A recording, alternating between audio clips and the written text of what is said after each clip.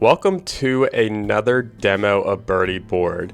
This demo is unique as I'm not showing off any new features, but rather I'm talking about something that might commonly occur with users of Birdie Board. What this could be is, imagine you and your friends are out, you've set up a match, and you're about to use Birdie Board to play. And you get to the golf course and one of your buddies' phones just isn't working. Maybe there's not good enough connection, maybe it died, but for some reason they cannot get to Birdie Board.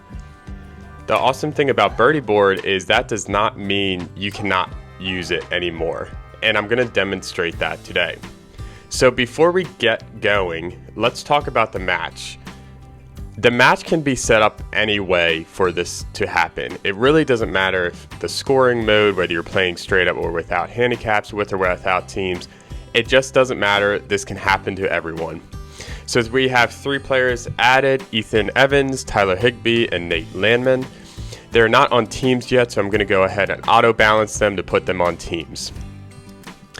And the key you're going to see here is if you click this or tap this pencil in the players widget, you're going to see they're all marked by scorers by default. And this is really intentional to try to help avoid this use case.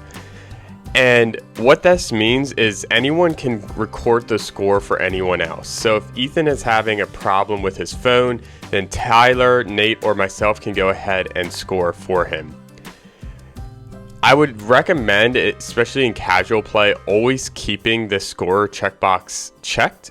But if for some reason you want to be the only one that can keep score for other players, then you would go ahead and go through each player and uncheck them. They can always keep score for themselves. So what this scorer is doing is just saying, hey, Ethan can score for others. It doesn't affect whether or not he can score for themselves.